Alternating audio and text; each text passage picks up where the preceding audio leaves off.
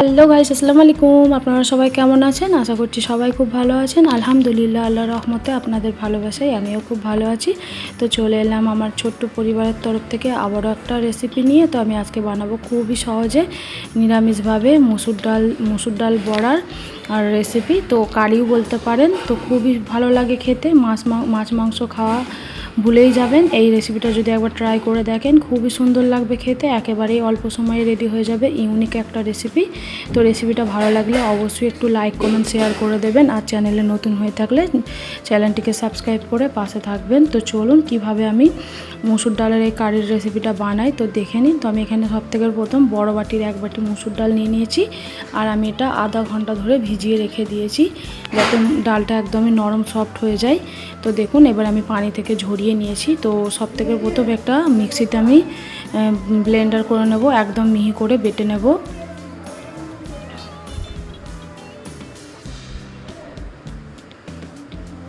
তো দেখুন, আমি পানি থেকে ঝরিয়ে আমি এখন মিক্সিতে ব্লেন্ড করে নেব।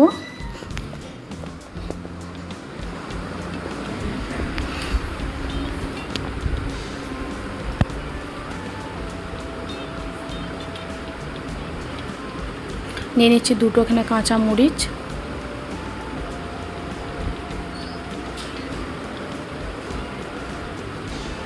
আর নিয়ে নিয়েছি একটা পেঁয়াজ কুচি। যে সম্পূর্ণ পেস্টটা আমি একদম সুন্দর করে ব্লেন্ড করে নিচ্ছি। দেখুন,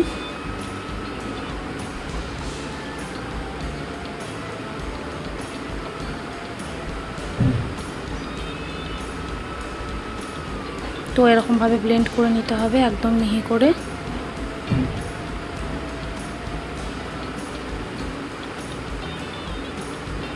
তো একটা বাটির মধ্যে আমি ঢেলে নিচ্ছি এখন ডাল বাটাটা। এটা বানানো খুবই সহজ, খেতে একেবারে অন্যরকম মজার। মাছ মাংস খাওয়া ভুলেই যাবেন, এত ইউনিক একটা রেসিপি।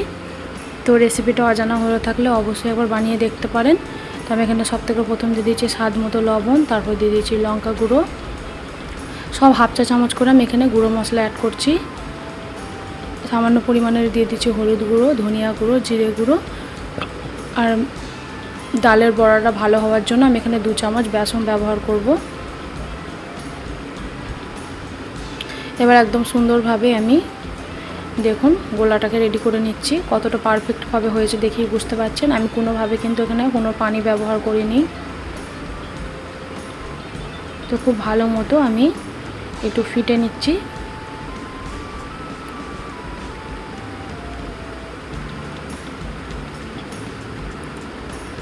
তো দেখুন, আমি বড়াগুলো ভেজে নেওয়ার জন্য এখানে একটা ফ্রাই প্যান বসিয়ে দিয়েছি। আর খুব ভালো মতো আমি এখন ফ্রাই প্যানটাকে গরম করে নেব।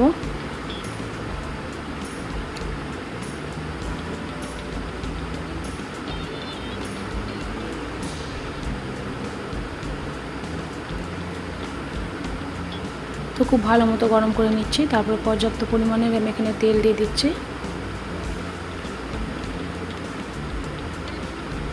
তো তেলটা দিয়ে খুব ভালো মতো গরম করে নিচ্ছি আমি। দেখুন,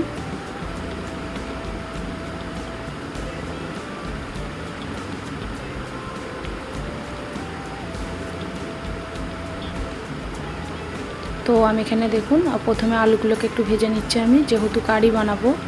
তো আপনারা চাইলে এখানে শুধু পেঁয়াজ দিয়েও ব্যবহার করতে পারেন, কিন্তু আমি এখানে চন্দ্রমুখী আলু দিয়ে আজকে আমি কারিটা বানাবো মুসুর ডালের। খুবই সুন্দর একটা টেস্ট হয়, গন্ধতেই এত সুন্দর একটা ফ্লেভার আসে যে গন্ধতেই পেট ভরে যাবে, আর খেতেও খুবই ভালো লাগবে।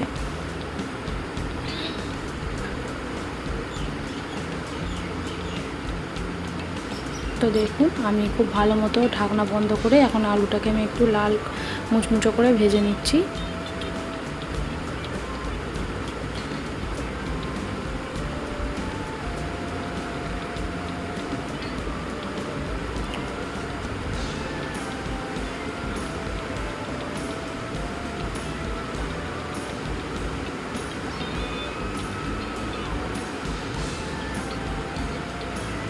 তো দেখুন, আমি এখন তেল থেকে উঠিয়ে নেব আলুগুলোকে।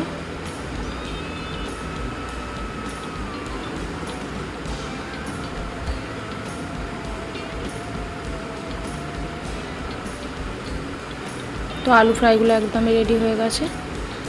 এখন আমি বড়াগুলোকেও ভেজে নেব। তো আমি এখানে কোনো রকম সোডার ব্যবহার করিনি।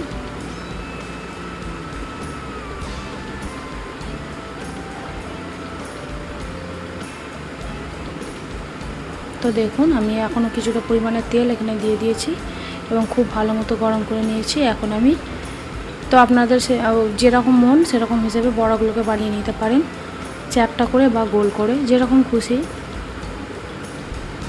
তো এগুলো ঝোলেতে দেওয়ার পর ফুলে ডাবল হয়ে যাবে আর খেতে খুবই ভালো লাগবে, একেবারে জুসি হয়ে রেডি হয়ে যাবে। তো দেখুন এক এক করে আমি এখানে বড়াগুলোকে ভেজে নেব।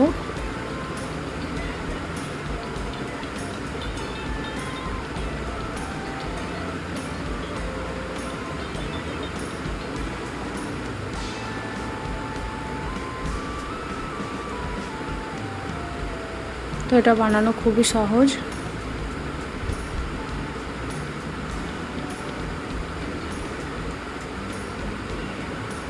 তো দেখুন এক এক করে উল্টে দিচ্ছি আমি। তো কত সুন্দর একটা কালার চলে এসছে।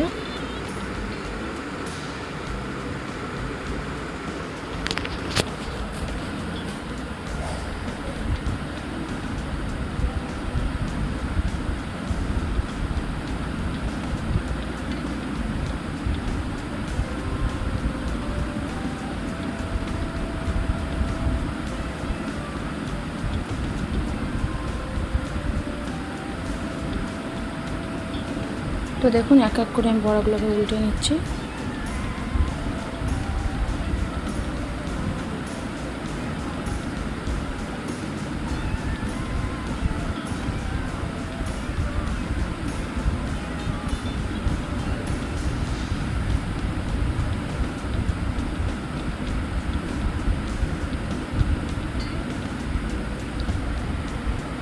তো দেখুন এক এক করে উল্টে পাল্টে এবার আমি তেল থেকে উঠিয়ে নেব।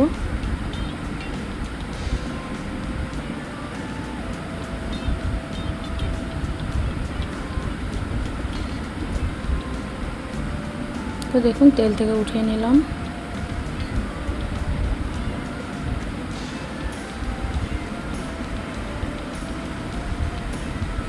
আরও কিছুটা পরিমাণে তেল আমি এখানে অ্যাড করে দিচ্ছি।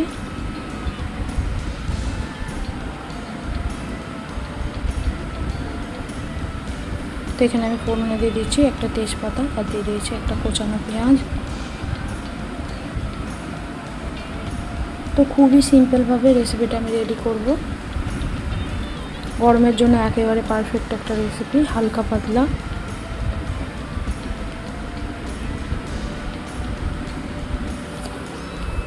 দেখুন আমি এখানে পরিমাণ মতো লবণ দিয়ে দিচ্ছি, যেহেতু আলুটাও আমি লবণ দিয়ে ভেজেছি এবং ডালের বড়াটাও আমি লবণ দিয়ে রেডি করে নিয়েছি। তাই আমি এখন মশলার জন্য যেটুকু লবণ আমার প্রয়োজন সেটুকু লবণ আমি এখানে দিয়ে দিয়েছি।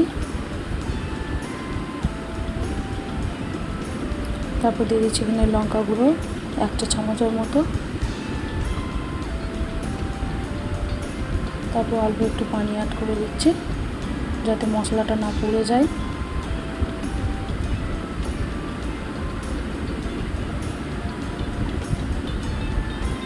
তো খুব ভালো মতো কষিয়ে নেব।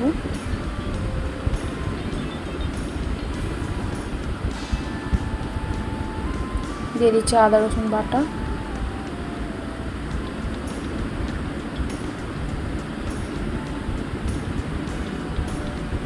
তারপর দিয়ে দিচ্ছি এখানে জিরে গুঁড়ো 1 চা চামচ, ধনিয়া গুঁড়ো 1 চা চামচ, হলুদ গুঁড়ো দিয়ে দেবো 1 চা চামচ। দেখো ভালো মতো মশলাটাকে কষিয়ে নেব। অল্প একটু পানি দিয়ে খুব ভালো মতো কষাতে থাকবো আমি।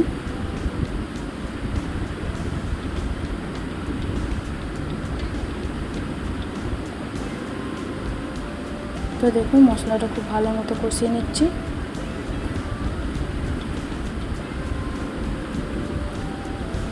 যতক্ষণ না পর্যন্ত মশলা থেকে তেল উঠে আসছে ততক্ষণ পর্যন্ত একদমই লো ফ্লেমে কষাবো। তো কষাতে কষাতে দেখুন আমি এখানে দিয়ে দিচ্ছি ছোটো বাটির 1 বাটির মতো টমেটো সস। এটা দিলে গ্রেভিটা খুবই সুন্দর হয়, তার জন্য আমি সসের ব্যবহার করেছি। তো আপনারা চাইলে এখানে স্কিপও করে দিতে পারেন।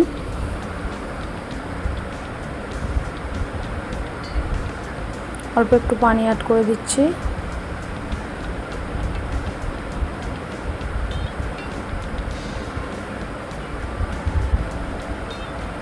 এবার ঢাকনা বন্ধ করে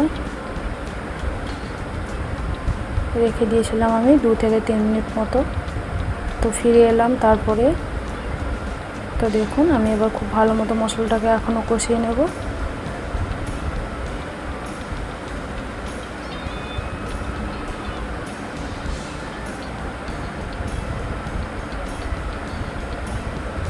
তো দেখুন কত সুন্দর একটা গ্রেভি হয়েছে, দেখে নিশ্চয়ই বুঝতে পারছেন আপনারা।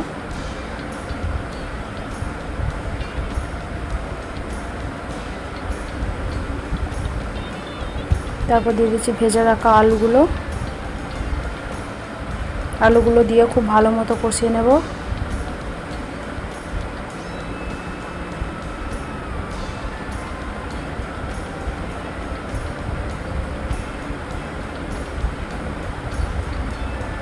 তো দেখুন আমি এইভাবে 3 থেকে 4 মিনিট মতো একদমই লো ফ্লেমে কষিয়ে নিয়েছি। মশলাটা দেখিয়ে বুঝতে পারছেন কতটা মাখা মাখা টাইপের হয়ে গেছে, আলুর সঙ্গে খুব ভালো মতো মিশে গেছে। এবার আমি অল্প একটু পানি অ্যাড করছি।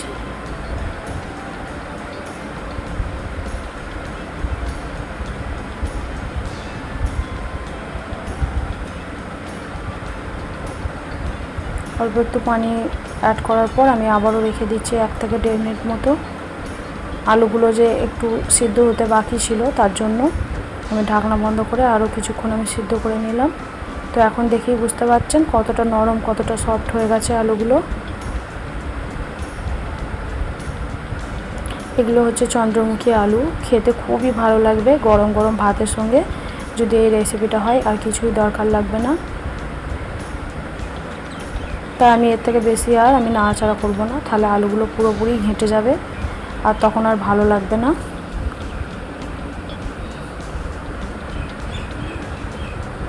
দেখুন খুব ভালো মতো কষানো হয়ে গেছে, আমার একদমই কষানো কমপ্লিট। এবার আমি একটু পানি অ্যাড করে দেব।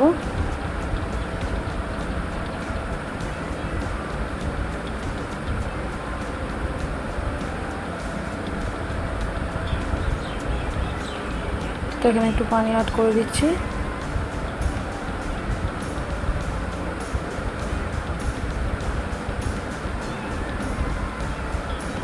এবার ঢাকনা দিয়ে ঝোলটাকে খুব ভালো মতো ফুটিয়ে নেব। তারপরে ফুটে উঠলে দেখুন আমি এখানে ভেজে রাখা বড়াগুলোকে আমি এখন অ্যাড করে দেব।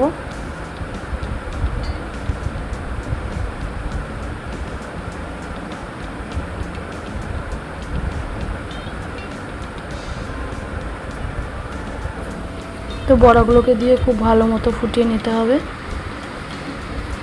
যাতে ভেতর পর্যন্ত পুরোপুরি ঝোলটা ঢুকে সুন্দর গ্রেভির সঙ্গে মিশে যায়। তো দেখুন উপর থেকে একটু গরম মশলার গুঁড়ো অ্যাড করে দিচ্ছি আমি 1 চামচের মতো। মাশাআল্লাহ কালারটা অনেকটা সুন্দর হয়েছে, দেখেই আপনারা বুঝতে পারছেন। কার কার এইভাবে নিরামিষ রেসিপিগুলোও ভালো লাগে অবশ্যই কিন্তু কমেন্টের মাধ্যমে জানাবেন। তো ঢাকনা বন্ধ করে এবার খুব ভালো মতো আমি 1 থেকে 1.5 মিনিট মতো পুরোপুরি ফুটিয়ে নেব। এতে খেতে খুবই ভালো লাগবে। আর দেখুন দেখেই বুঝতে পারছেন বড়াগুলোর মধ্যে কিন্তু খুব সুন্দরভাবে ঝোল ঢুকে গেছে এবং ফুলে ডাবল হয়ে গেছে। আর কালারটাও দেখুন মাশাআল্লাহ অনেক সুন্দর হয়েছে। তো রেসিপিটা যদি ভালো লাগে অবশ্যই লাইক কমেন্ট শেয়ার করবেন। চ্যানেলে নতুন হয়ে থাকলে চ্যানেলটিকে সাবস্ক্রাইব করে রাখবেন।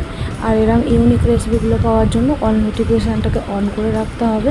তো সবশেষে আমি এখানে দিয়ে দিচ্ছি একেবারে দেশি ঘি। তো দেখলেন 1 চামচ ঘি আমি এখানে আপনাদের সঙ্গে গল্প করতে করতে দিয়ে দিয়েছি।